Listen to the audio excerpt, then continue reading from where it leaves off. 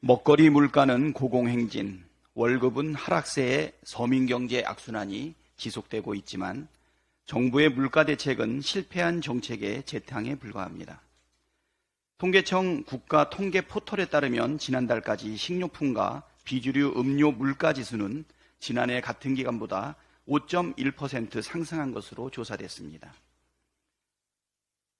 이는 2021년과 2022년에 각각 5.9%씩 오른 데에 이어 또다시 5%를 넘긴 것으로 3년 연속 5%를 넘긴 것은 10년 만에 처음입니다.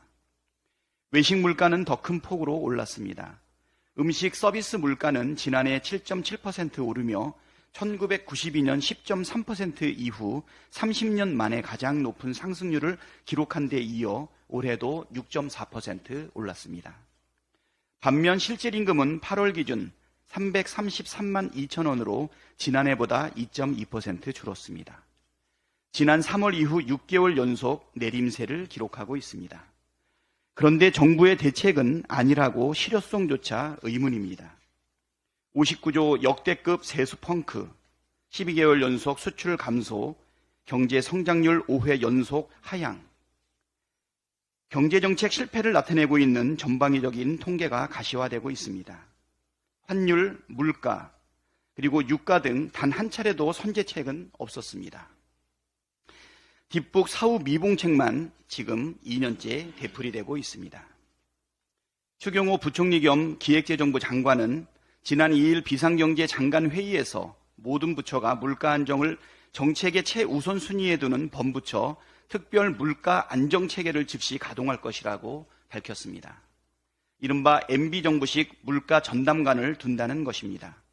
그러나 이런 정책은 당시에도 실효성이 없어서 폐기됐던 정책입니다. 실패했던 정책을 다시 재탕한다고 해서 약효가 있을 거라고 보기 어렵습니다. 서민들이 받는 고통을 생각한다면 실패한 정책을 내세워 물가 잡는 신용만 할 것이 아니라 물가를 잡을 수 있는 근본적이고 실효성 있는 대책을 내놓기를 바랍니다. 유엔 자유권위원회가 한국 정부의 이태원 참사 진상규명을 위한 독립기관을 설치하고 책임자를 처벌하라고 권고했습니다. 위원회는 또한 참사 피해자와 유족에 대해 적절한 배상을 하고 재발 방지책을 마련하라고도 권고했습니다. 이태원 참사 1년여 만에 국제기구가 윤석열 정부를 향해 내놓은 첫 번째 권고 조치로서 당연하고도 상식적인 내용을 담고 있습니다. 159명의 무고한 희생자가 수도 서울 한복판에서 숨졌지만 윤석열 정부는 1년이 지나도록 아무런 책임을 인정하지 않고 있습니다. 사전에 미리 대비만 했어도 충분히 막을 수 있는 참사였지만 용산 경우에만 신경 썼을 뿐 시민 안전에 대한 대비는 안중에도 없었다는 것이 이미 드러났습니다. 유엔 자유권위원회의 권고 내용은 이미 이태원 참사 특별법에 담겨 있습니다. 그런데 집권여당인 국민의힘은 법안 통과를 반대하며 유가족의 가슴에 다시 한번 비수를 꽂고 있습니다. 국제기구의 권고도 무시하고 유가족과 국민, 야당의 요구도 정면으로 무시하겠다는 오만하고도 반인륜적인 태도입니다.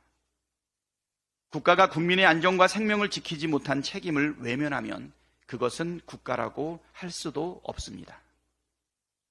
윤석열 대통령은 국정운영의 최고 책임자로서 책임과 의무를 다해야 합니다. 지금이라도 국제기구의 권고를 받아들이십시오.